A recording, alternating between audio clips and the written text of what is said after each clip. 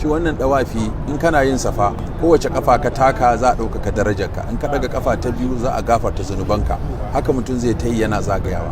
Assalamu alaikum malam, barka da warhaka. Wa alaikum assalam wa rahmatullahi wa barakatuh. To kamar idan za mu fara da batun dawafi, wanda ƙarin haske za ka yi wa al'umma musulmi? Alhamdulillah, kamar da muka shina dai dawafi kala hudu ne. Akwai dawaful kudumi, shine dawafin da alhaji yake fara yi idan wato ya zo ya shigo maka, shi ake kira dawaful kudumi. Daga shi kuma na biyu shine sai dawaful ifada, shine dawafin da ake yi a cikin aikin haji, wanda shine rukuni daga cikin rukunin aikin haji. Sannan kuma akwai dawaful wada'i, idan mutum ya gama zai koma gida zai yi dawaful wada'i, kaga guda uku kenan. To akwai kuma dawaful tadawwi wan nafil, wato dawafin da ake yi na nafila wanda mutum zai ta yi Allah ya ce wal yatawafu bil baitil atiq, sai ta dawafi da wannan daki mai girma. Shi wannan dawafi in kana yin safa kowace kafa ka taka za a ɗaukaka darajarka, in ka daga kafa ta biyu za a gafarta zunubanka, haka mutum zai ta yi yana zagayawa.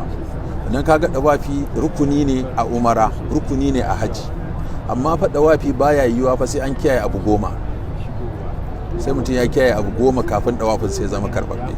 Na farko sai ka yi niyyar yin dawafin, sai ka yi niyya cewa za ka yi dawafi. Amma kawai wani ne yana tambaya kamar malami yana zagaya sai ka ce bari in bi ka ina ma tambaya, to fa kai ba dawafi kake ba, domin tambaya kake yi. Yauwa, saboda haka dawafi na farko sai ka yi niyya za ka yi dawafin. Na biyu sai an yi alwala, ba a yin dawafi babu alwala, da haka mai janaba da mai jinin biki da mai jinin haida waɗannan ba za su shiga dawafi ba za su yi dawafi ɗakin Allah ba sai sun samu tsarki sun yi wanka. Haka mutum lalle abu na biyu sai ya yi alwala.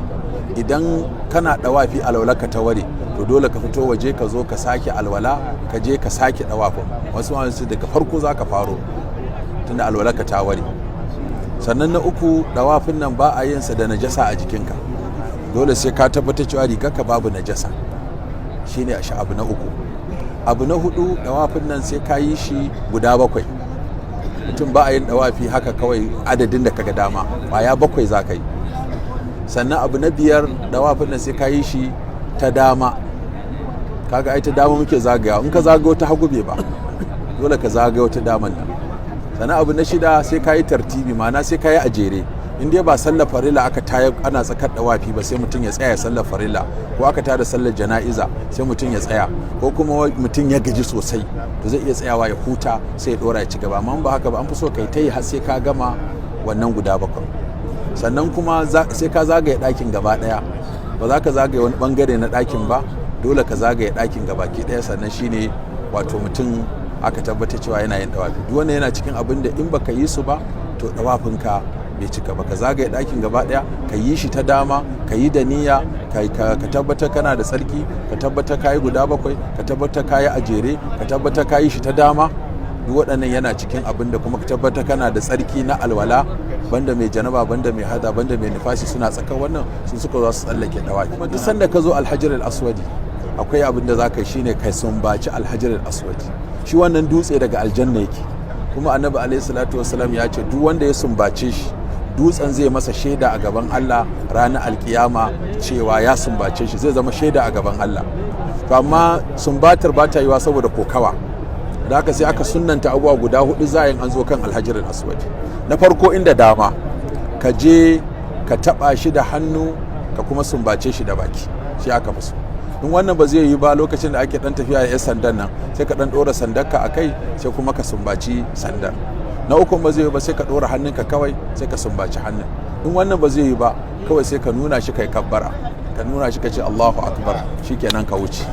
Wannan shine. Sannan daga rukunul yamani zuwa alhajar al-aswad ka yi babban addu'an nan da ta kowace addu'a muhimmanci a duniya, shine rabbana atina fid dunya hasanatan wa fil akhirati hasanatan wa qina azaban nar. Wannan addu'a idan Allah ya karbe ta to zai gyara maka duniyar ka gaba ɗaya ta kyau, zai gyara maka lahira ka gaba ɗaya ta kyau. Kuma abin da ya kawo mu kenan, mun zo ne mu samu duniya mai kyau, mu samu lahira mai kyau. Duniyar mu ta kyau, lahirar mu ta kyau. Ka ci anan kuma ka ci a can. Shi yasa wannan addu'ar rabbana atina fid dunya hasanatan, da can wasu suke fid dunya sai Allah ya ce a'a, wa minan nas man yaqulu rabbana atina fid dunya, sai Allah ya ce wa ma lahu fil akhirati min khalaq. Wanda ke cewa a ban duniya kadai, Allah ya ce to ba shi da lahira. wa minhum man yaqulu rabbana atina fid dunya hasanatan wa fil akhirati hasanatan wa qina azaban nar ulaika lahum nasibun mimma kasabu. Da haka ka roki duniya ka roki lahira duk su yi kyau. Wannan shine abin da ake. To wannan shine dawafi. So mutum zai ta yin dawafin sa yana zagayawa, in yayi bakwai ya sallah a muqam Ibrahim, ita ce cikon kamar kai sallama kenan. Duk sanda kai bakwai sai ka sallah raka'a biyu, wattakhizu min maqam Ibrahim musalla, sai ka wannan raka'a biyu. To shine kamar ka gama dawafin. In zaka sake maimaita kuma sai ka sake yin bakwai, sai kuma ka sake yin wato raka'a, wannan raka'a ta dawaf da ake guda biyun nan. To a shek kamar akan dawafi zaka iske idan an zo wurin Ka'aba akwai waɗanda za su iya zuwa kusa da shi, akwai kuma waɗanda suke ganin za su yi baya-baya. Shin wajibi ne sai mutum ya zo kusa-kusa koko gaba ɗaya farfaje idan mutum ya bita ya samu falalar da ake nema? Shi abu biyu ne yasa ga mutane su zo suna son su zo kusa da kusa. Na farko zaka iya gama da wuri, in kana kusa da kusa kafi gama da wuri, sannan kuma kafi kusa da Ka'aba.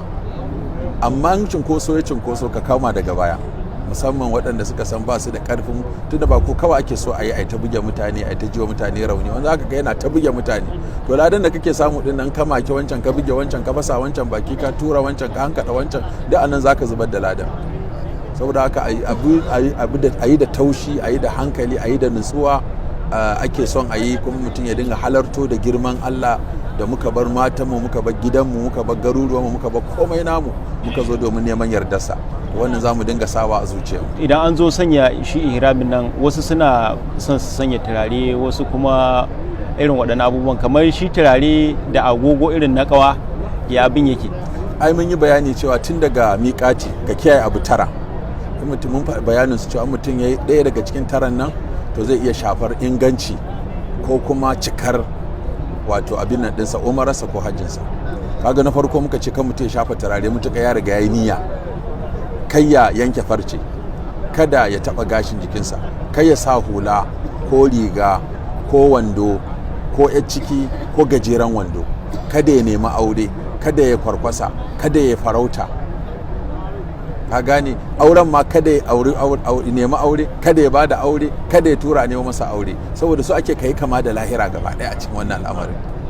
To kaga waɗannan idan mutum sai ya gama umara ne yake da iko ya sa turare. Kamar mai ifradi kaga shi zai ci gaba ne har sai an zo 10 ga wata an yi jifa, an yi yanka, an yi aski.